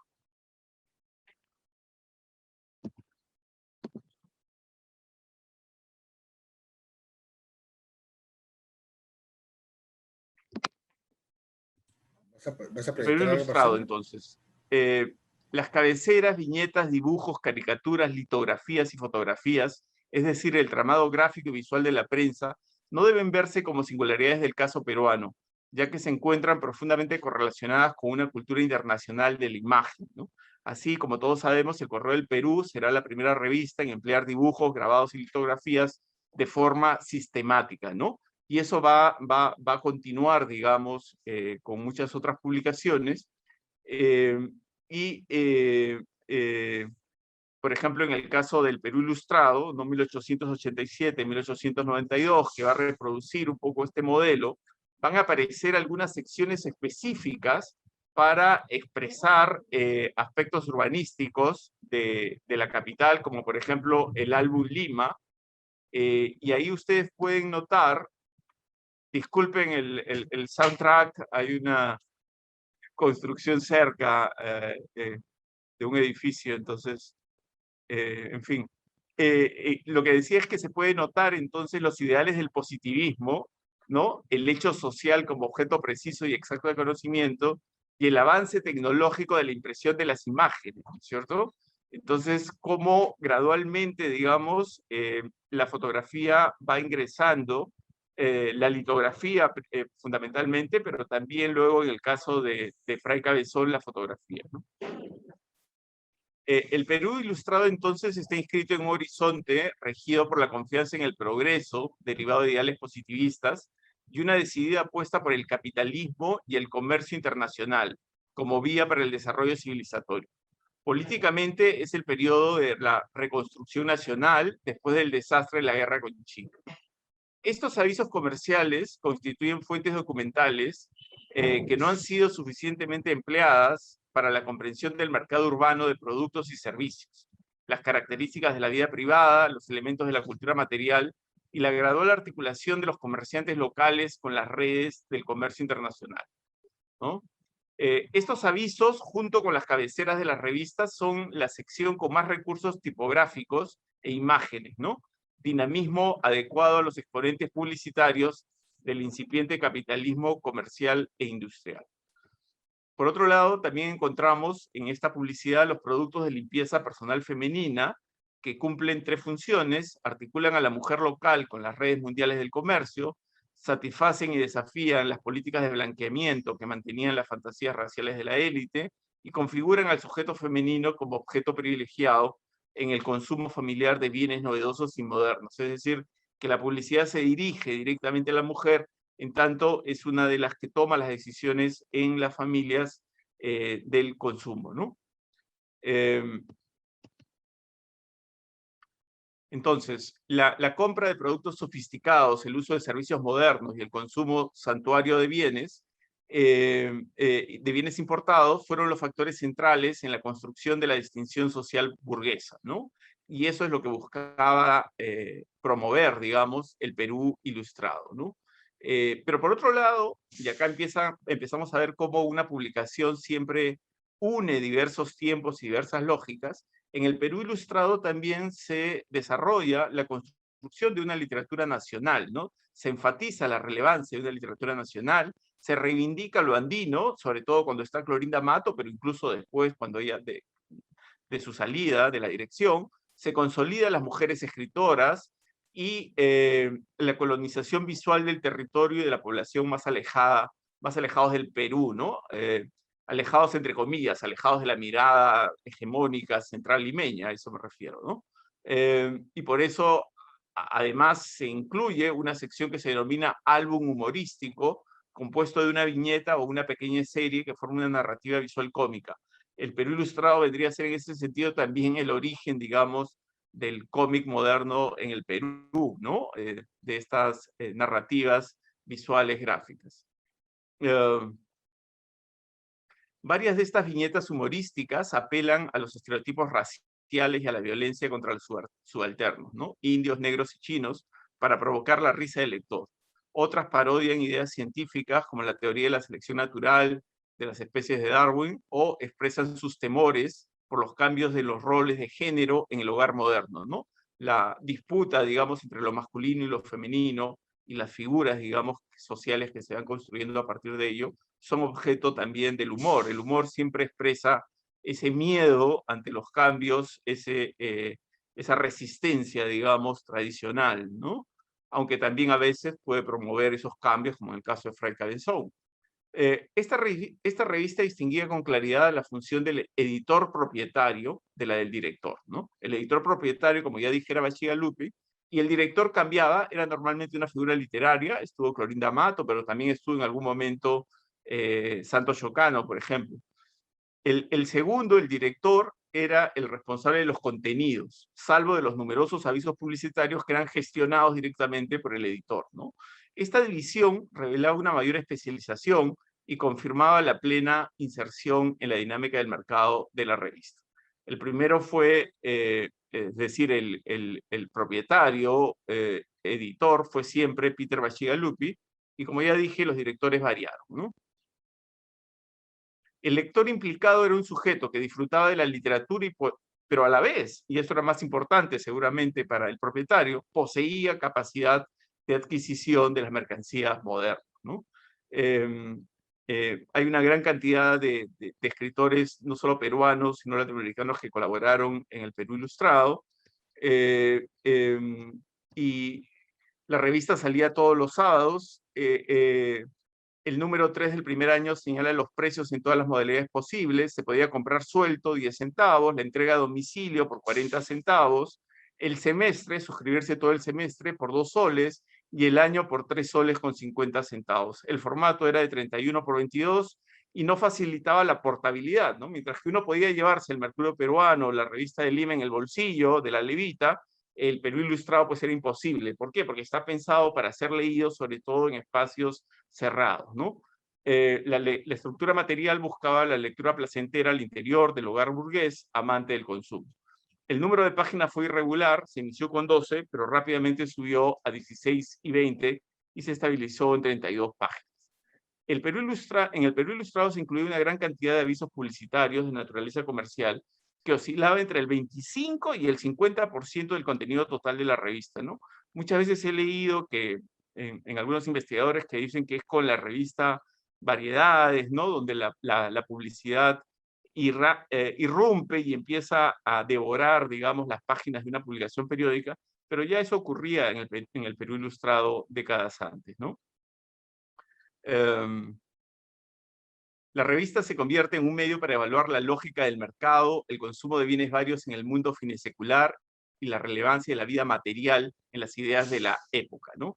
Estos avisos ponen en evidencia el desarrollo y la conciliación y la consolidación de grupos ligados a la importación de productos extranjeros para el consumo privado e incipientes industrias, además de la prestación de servicios cada vez más especializados. Abogados, médicos, cirujanos, dentistas, agentes de aduana, litógrafos, propios de ciudades que viven intensos procesos de modernización.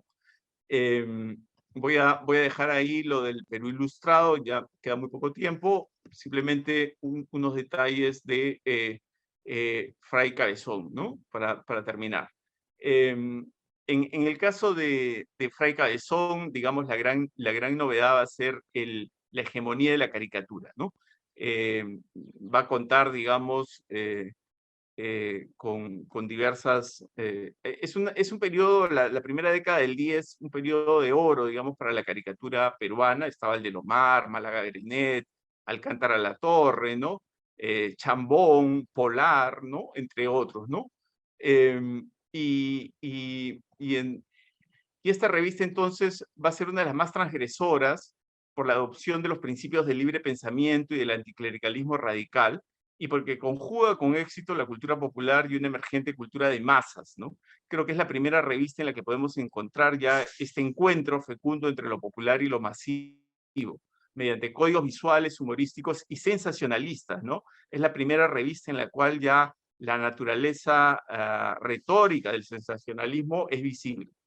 Y además fue la primera en realizar, porque ahí vemos pues todas las modalidades discursivas que adoptan los artículos en una revista, fue la primera en realizar detalladas investigaciones periodísticas sobre los delitos sexuales de los curas. Por ejemplo, ese es un tema muy moderno, muy contemporáneo, y que en esta revista ya podemos encontrar más de un ejemplo, ¿no? También era una revista que se preocupaba mucho por los lectores, organizaba sorteos, organizaba había una sección para que los lectores escriban o denuncien algún tema, segmenta los títulos, las notas con subtítulos atractivos, emplea documentos policiales y judiciales, busca validar la información que comparte, etcétera, ¿no? Y la novedad tecnológica tiene que ver con las fotografías que se incluyen. Bien, entonces creo que con estos ejemplos parciales, por lo menos, puedo mostrar lo que quería, es decir, cómo se van construyendo modalidades textuales diferentes a lo largo del tiempo y cada una de ellas crea un circuito comunicativo, un soporte material y una forma de sociabilidad distinta a lo largo del largo siglo XIX peruano. Gracias. Muchas gracias, Marcel. Como siempre, escucharte hablar sobre periódicos es un placer y muy clara tus ideas con respecto a encontrar elementos, ¿no? Que generalmente, justamente tú mencionabas, ¿no? Hay investigaciones que se centran en determinados medios como si fueran pues la panacea de la prensa y tú encuentras esos elementos ya en ediciones anteriores, ¿no? Y como bien claro, hablas de ese tránsito del siglo XIX, ¿no? Donde los periódicos se encuentran en la publicidad esa fuente de financiamiento que antes lo era, pues obviamente los remitidos, ¿no? Sobre todo el comercio, que es el más claro ejemplo, ¿no? Bueno, vamos a abrir acá la ronda de preguntas. Hay una pregunta, bueno, ya dirigida directamente a mí, que es de Carla Álvarez, que pregunta sobre el Correo Mercantil Político Literario, si fue un periódico oficial. No, bueno, no lo fue. El periódico oficial para 1822 era la Gaceta de Gobierno de Lima, ¿no? La Gaceta de Gobierno de Lima, o sea, el periódico donde salían las disposiciones del gobierno. Ese es un periódico, claro. El Correo Mercantil Político Literario era un periódico netamente político y obviamente donde estaba, pues, publicó Sánchez Carrión, de debate, es un periódico más de índole ideológico. Y acá hay una pregunta de Manuel Barros para todos, de repente, a ver, Giancarlo y Alejandro también podrían acompañar, y Marcel, una respuesta, todavía que tenemos unos 15 minutos, es, ¿qué razones contribuyeron a explicar que la cultura impresa no sea institucionalizado como campo de estudio en el Perú? A ver, de repente, desde sus perspectivas históricas y literarias podríamos responder esta interrogante.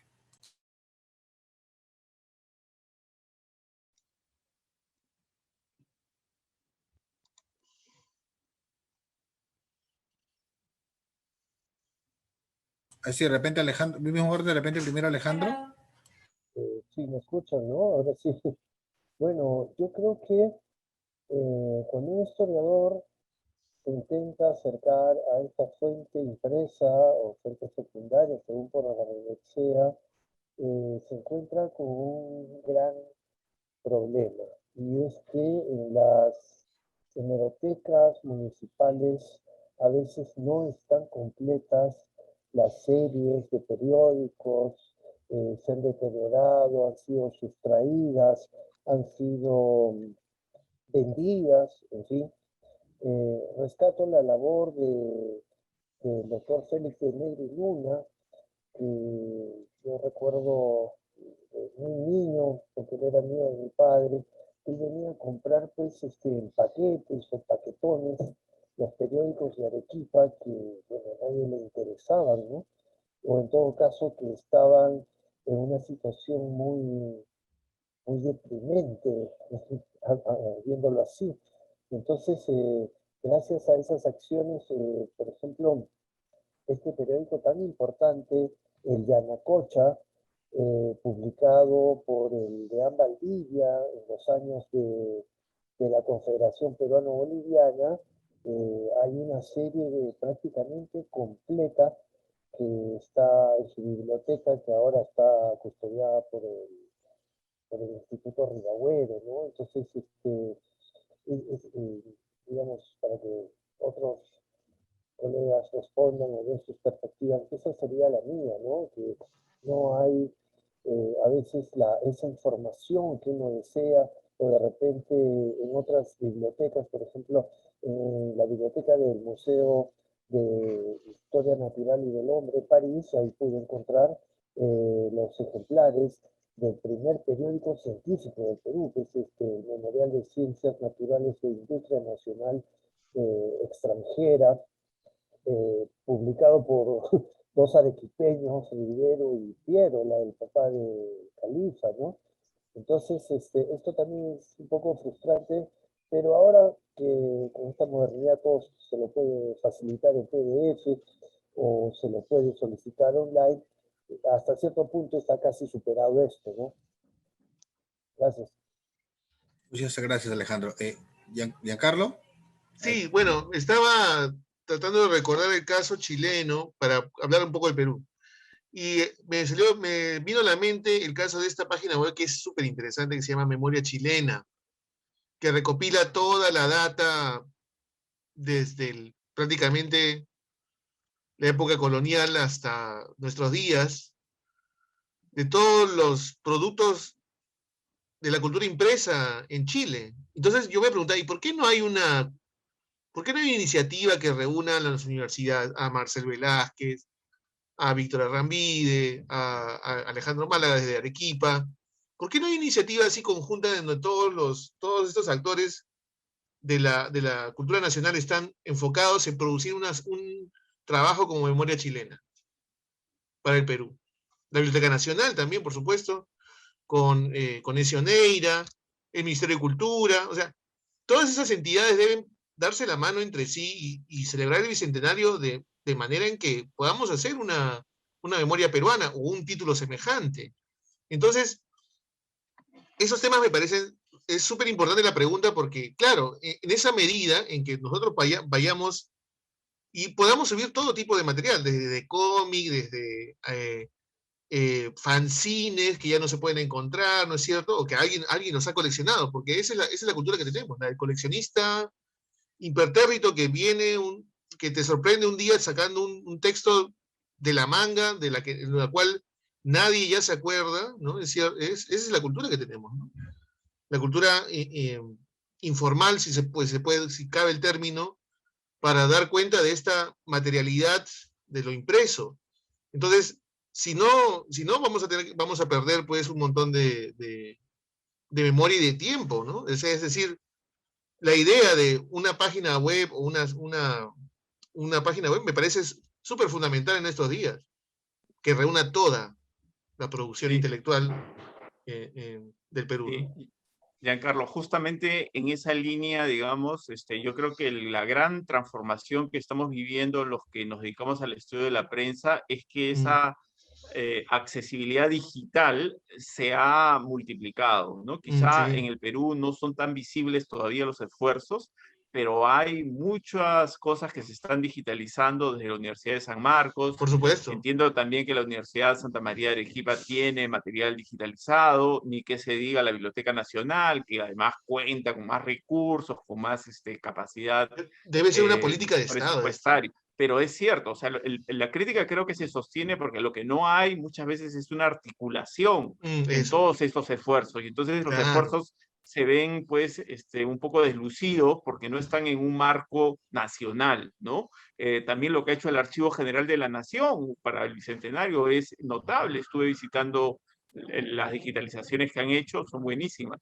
Entonces, como que hay esfuerzos, pero están desarticulados, y lo que faltaría sería que puedan fusionarse en una sola gran bandera donde estemos todos Claro, sumando y no claro. pensando en la nave particular, ¿no? San Marcos aquí, la Católica acá, Ribabuero acá, Proyecto Especial Bicentenario por acá, etcétera, sino Mm, tratar de que todo converja en un solo lugar. Y en eso sí yo creo que esa es una tarea pendiente, ¿no? ok. Ujú. Yo totalmente de acuerdo con ustedes, no, bueno, yo que soy actor de eso, porque desde la plataforma web del repositorio de la Biblioteca Bicentenario hemos tratado de rescatar cierto material y justamente somos parte de ese proyecto conjunto con la biblioteca de rescatar copias digitales sobre todo de periódicos que están en Estados Unidos, porque finalmente, Claro. y relacionado con lo que dijo Alejandro, porque yo recuerdo cuando fui a Arequipa hace unos años, quería buscar el ferrocarril de 1865 para un artículo que publiqué justo en tiempo de guerra y no había ese periódico en la biblioteca municipal, ¿no? Y dijeron que estaba en la colección Mostajo, pero la colección Mostajo que estaba en la universidad no O estaba son habilitada. son colecciones privadas, como bien dice. Privado. Y tampoco no hay como que un índice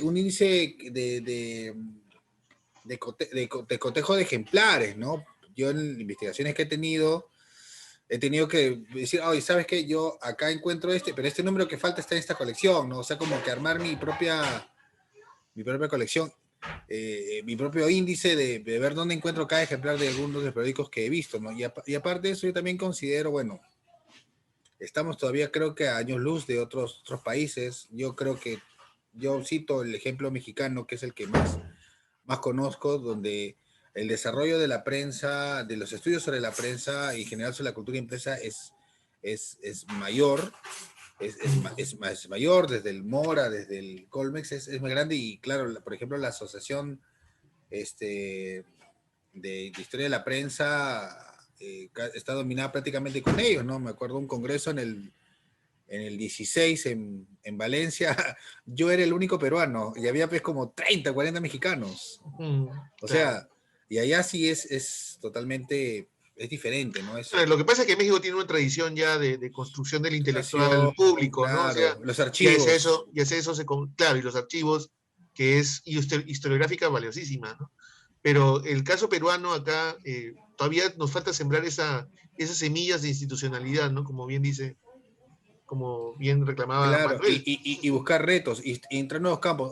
Ahora justo Ezio Neir está trabajando un libro colectivo sobre la historia del libro, ¿no? Justamente ahí que están al parecer hablando de Danton y Chartier.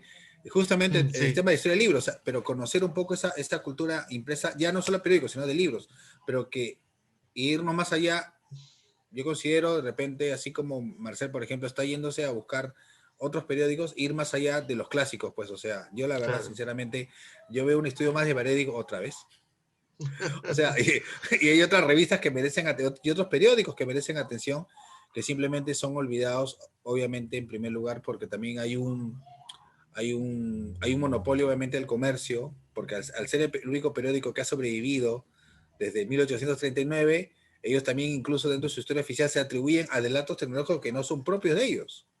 O sea, que hay periódicos que ya los tienen, así, muy anteriores, o sea, ahí ves la riqueza, pero claro, para ver la cantidad de periódicos interesante, impresionante. Yo no sé si de repente hay alguna, bueno, Manuel justo estaba hablando, otra vez nos está preguntando, dice, gracias por sus respuestas, pienso que empezar en un campo de estudio sobre la cultura impresa implicaría más factores de existencia de repositorios, desde luego son importantes, pero hay bajas conceptuales, referencias y estudios. Claro, sí, Claro. de todas maneras, pero aparte Manuel, la parte conceptual también tienes que tener obviamente la cuestión física, también, y hablamos justamente Su contraparte física. la contraparte física, porque finalmente son investigaciones empíricas.